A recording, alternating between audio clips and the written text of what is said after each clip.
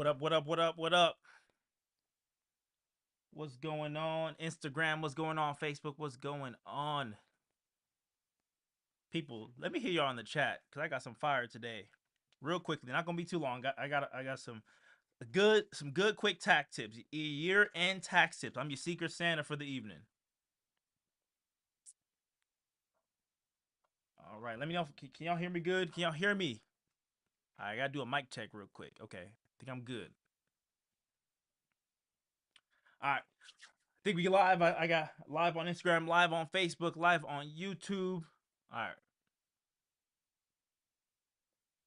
Okay, cool. So, today, welcome back. If you're new to the channel, if you really just checking some things out, I've been doing 12 days of Christmas tax strategies, right? The end of the year is approaching.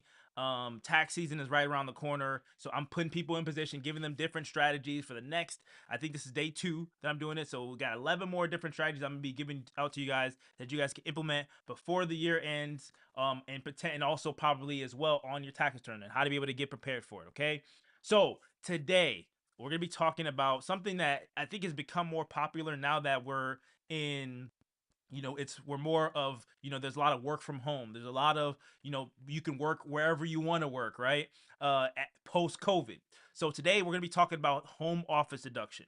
Okay, I think there's a lot of, questions on the home office deduction and how to actually go about it. So I want to be able to dive into it, to kind of give you guys some simple ways to go about it, because there's a big tax benefit when it comes to the home office deduction and how you can use part of your home for business purposes.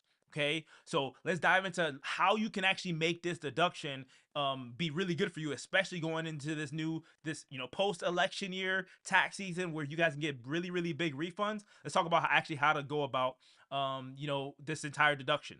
So let's talk about the eligibility first. Okay, so I got some notes here.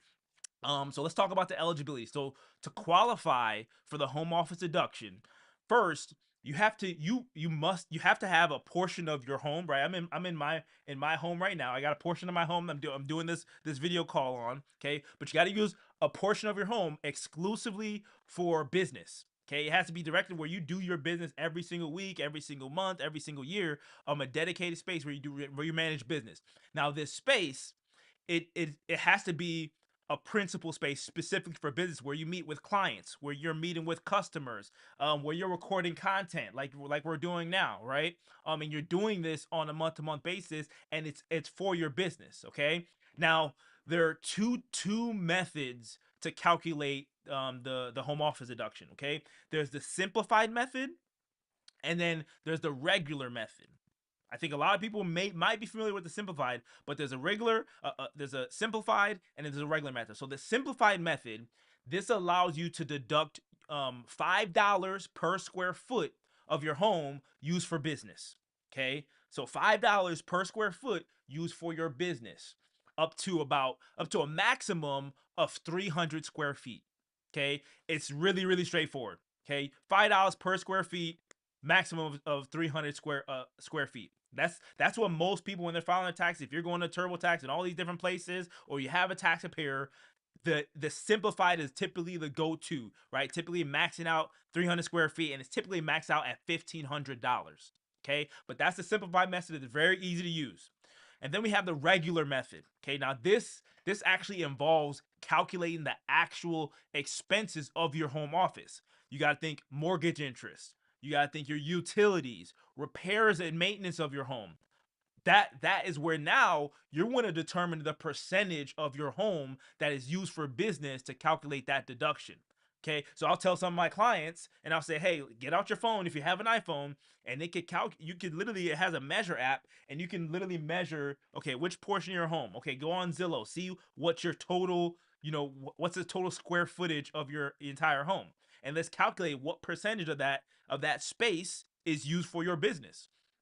Okay, and then from there, once we calculate that percentage, now we want to see, okay, how do we maximize this deduction? Okay, how do we actually go about maximizing it? So there's a couple things to note to make sure that you're doing this accurately. Okay, you have to have accurate measurements when you measure the square footage of your home.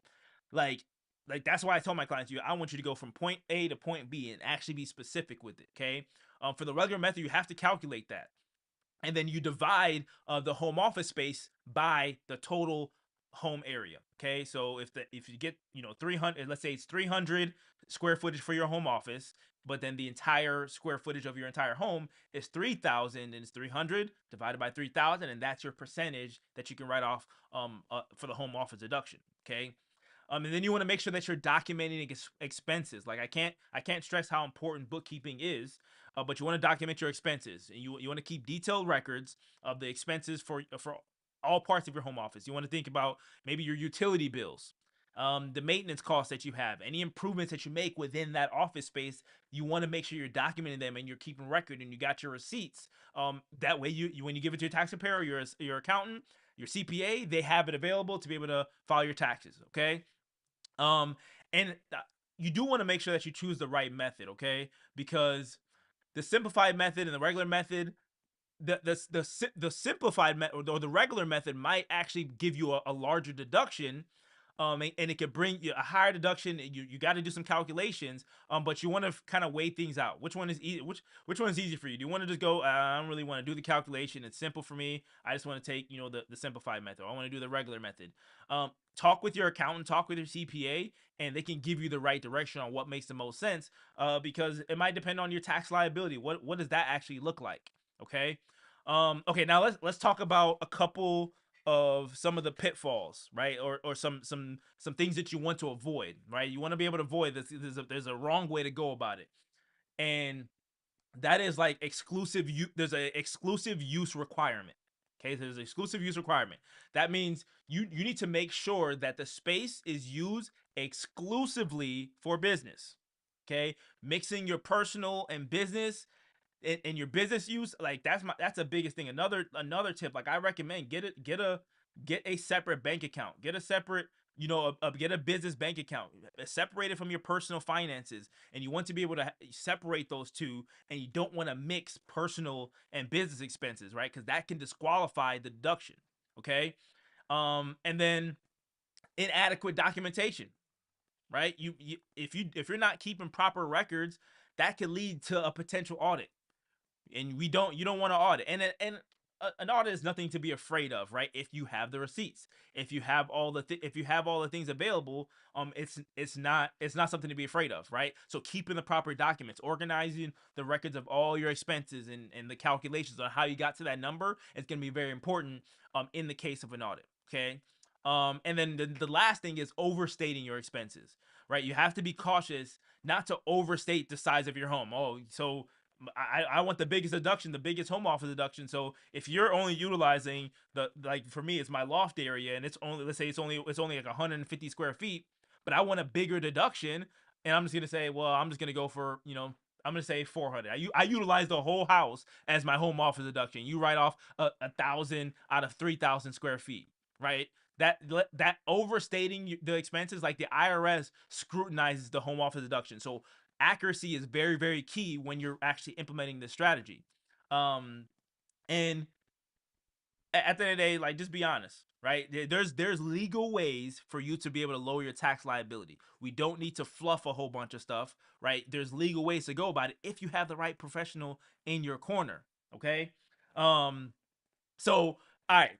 I think I told you I'm gonna be quick. I'm a Secret Santa. I'm gonna give y'all some quick game. Okay. So the home office deduction, in conclusion, like in general, the home office deduction, it really can be a significant saver, a tax saver, if you qualify, right? And if you document everything, it's not that hard to implement. But you have to understand the eligibility requirements. You have to understand which one is better for you, simplified or regular.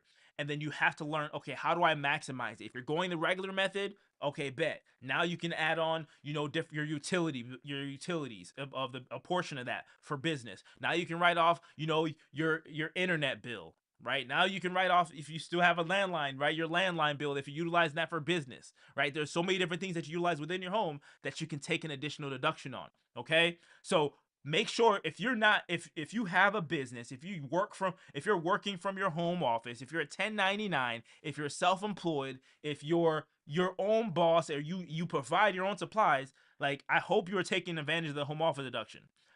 I know there's a lot of CPAs out there, there's a lot of accountants out there who aren't, maybe that's not a thing, and they're conservative, right? And the reality of it is, like, they're still living pre COVID. They're living pre-COVID. In the world that we live in today, with content creators, with people working from home, the home office deduction, in my mind, should be a no-brainer, right? And if you're working from home, if you're doing things, you got to take advantage of it. Okay. All right, that's all I got. Any questions? Any questions? I know I'm live on Facebook, YouTube, TikTok, Instagram. Any questions? All right, I think I froze over here. I appreciate that. Okay, good. I'm glad you guys got value. I try to keep it simple, 5 to 10 minutes, give y'all some quick game, and I'm about to hop on my class. If you guys want some more information on this, I'm going to be dropping a website here probably by the end of the day, where I'm going to be sharing 12 different tax tips that you guys can utilize. 12 of the different tax tips that you guys can leverage and take advantage of. If you missed out on the day one of the Secret Santa tax tips, we covered the Augusta rule, right? We talked about being able, again, I want you to take advantage of your entire house. How can you leverage it? You sleep every single night. That's the number one asset. That's one of the number one assets you can have. It's the real estate in your house, right? It's the home that you live in. So if you want to take advantage of it, and you haven't, take a look at the Augusta rule and how to actually implement it step by step, make sure you go and check out, I believe I called it IamTaxAdvisors.com. Or if you're on Instagram, all you gotta do is comment Augusta, and you'll be able to get access to it. But if you're on any other platform, just make sure you guys tap in I Am Tax Advisors, and I'm gonna be laying out a whole free guide that you guys can get access to. I Am Tax Planning, that's gonna be releasing tonight. All right, I'm gonna let y'all go. Y'all have a good night, and I will see y'all in the next live.